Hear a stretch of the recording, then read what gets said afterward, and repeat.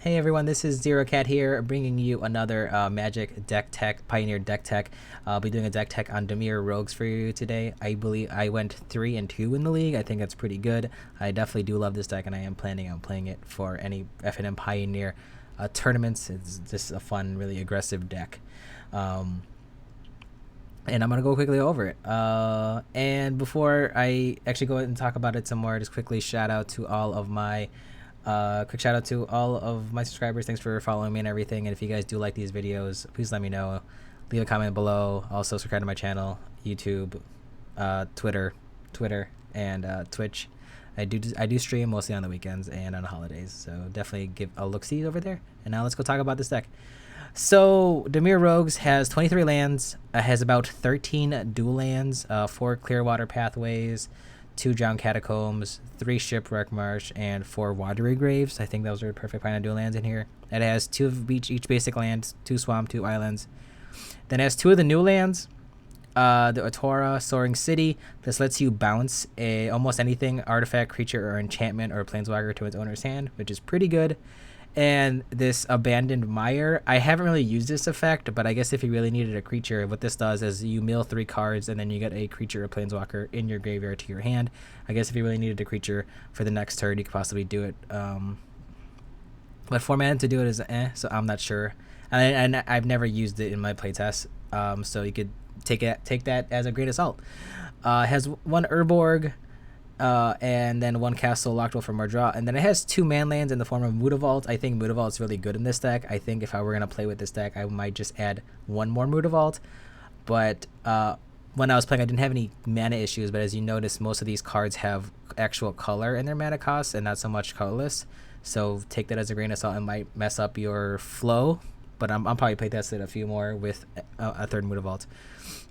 Then let's talk about the deck. So this deck has a lot of creatures. It is very creature heavy, and is really aggressive off the bat because you want to enable your ninjutsu as soon as you can. So it has, let's talk about the 1-drops. It has 4 Merfolk Windrobber. This is a card from Zendikar Rising. It's a rogue. It has flying, so it enables your ninjutsu because most things, with flying. And when it hits a player, it mills a card, and then if your opponent has 8 cards in his graveyard, you sacrifice it to draw a card, which is pretty good. So sometimes whenever there's a board up, you get a free draw. Other than that, it's just a 1/1. This thing, Thousand Face Shadow, which is a really solid, I think, kind of a busted card, I think. It is a 1/1 for 1 blue mana. It does fly.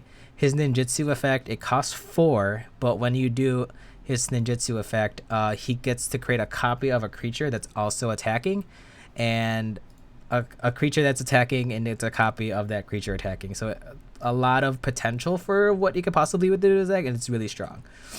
After that, let's talk about the Thieves Guild Enforcer, which is Flash. It's a card from 2021. Simple enough. Whenever she or another rogue enters the battlefield, the opponent mills 2 cards, and then if the opponent's graveyard has 8 or more cards, this card gets +2/+1 and Death Touch.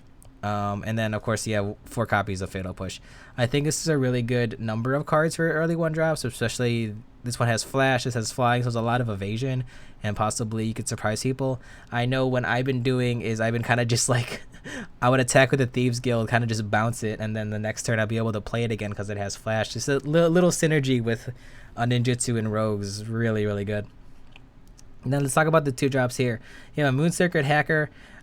This card is kind of a looter. His ninjutsu effect is for 1. It is a 2/1, and when it comes in the battlefield, if it attacked the first time, enters the battlefield, you get to draw a card with no downside. Normal after that, whenever it attacks, you loot. So you draw a card, discard a card. It's pretty good. It's not bad. 3 cards in Drawn and Lock, which is enables with the rogues because you'll be able to counter most things or destroy most things. It's just a really good card. Then Silver 4 Master is amazing. I didn't like it in the beginning, but slowly as I played the deck some more, giving your rogues and your ninjas +1/+1, and it costs your ninjutsu effects to cost 1 less is amazing. It enables this here as well as Biting Palm Ninja. And yeah, I've been slowly liking it. It also has ninjutsu itself, so beware.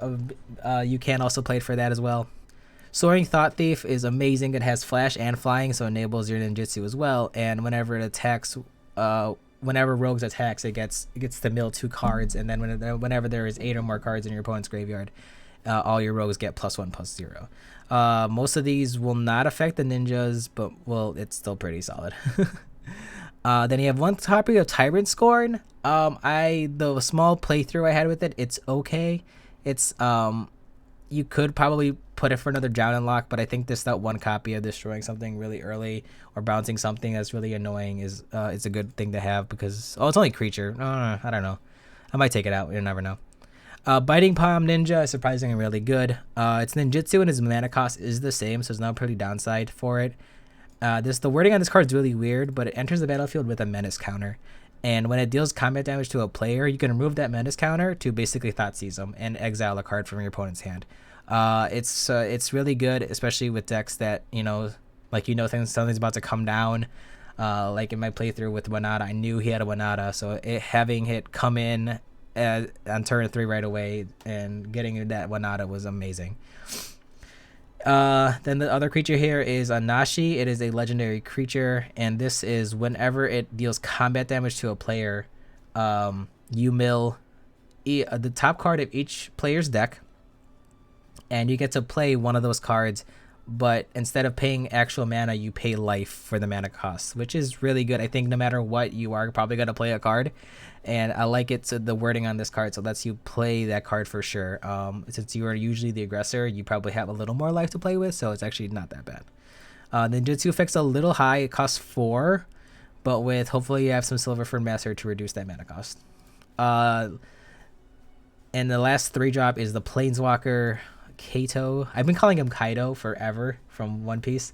But this card's amazing. I love this card. I think almost on all my playthrough, this card has given me so much draw. Maybe like 6-7 cards. It's amazing. Also, the ability to protect itself on its first turn is really good. Most of the time, I'm using it just to draw a card because you are attacking. Let's just face it, if you're playing with this card, you are putting it in a deck so that you are attacking every turn. And also, his -2 also enables him to attack because it creates a creature that can't be blocked, even though you're probably going to get rid of it next turn to enable your ninjutsu. I have never ultimate with it, but if you could, you probably have one to get ready. And the last spot is a 5-drop. Technically, could possibly be a 4-drop. This card lets you, for 4 mana, it's basically ninjutsu, the way this is worded. But whenever it deals combat damage to a player, you may put a permanent card from your opponent's graveyard into the battlefield. And it's a 4/4, and it has flash already. So yeah, that's a deck. It's really good. I like it. Then let's quickly talk about the sideboard before I talk about just kind of how I feel about this deck. So you have 3 copies of Mystical Dispute for the counter magic. Then you have more removal with Bloodchief's Thirst. You have some hand disruption with 2 duresses. Liliana Last Hope. I'm not sure why that's particularly there. In my playthrough, I might take it out for something more. I'm not sure, but I'm not really sure what this is in. Made for mid-range plex. Crippling Fear has surprisingly been really good against the aggressive decks that are out there. Kalidas for the graveyard decks, Graveyard Hate, Gravedigger's Cage for also Graveyard Hate, as well as people not being able to cast cards from their deck. And then you have these 2 kind of like flex spots with the Scarab God. Lets you get more creatures from your opponent's graveyard as well as gaining life. This Scarab God is just amazing card overall. I don't think it's ever been bad. And then you have this, the Silent Spider, Kotosi. This card is a really good card. It costs 5. There's no there's no ninjutsu. It feels like it should be. But basically, what this does is you get to exile a target card from an opponent's graveyard. It can't be a basic land, but you get to search that player's graveyard, hand, and library for any number of the cards with the same name, exile them, and then you may play one of the exiled cards. And you can spend the mana of any color. Basically, it's mostly there for just decks that just need like 4 copies of a card and make a combo. And I think getting rid of that card, milling that card with your rogues, it's amazing. And my thoughts on this deck. I think this deck is really good against mid-range kind of control decks. I didn't play a control deck in my league, but it feels like it might be pretty decent. But against their mid-range deck, it was pretty good. The only problems I really had with this, it was the aggressive decks. I think it's kind of hard to keep up with the aggressive decks because they're way more aggressive than you. I think if I were to change anything, I might just add some more like removal, some instant speed removal. Bloodchief's Thirst is good and fine, but I think I just want more instant speed removal. Even though Bloodchief's Thirst I think is there for just it's just a good removal spell because it can hit anything. But I think I just want to add some more instant speed removal, maybe one or two, as my only thing that I think I'm thinking about. Other than that, I think the deck is really fine.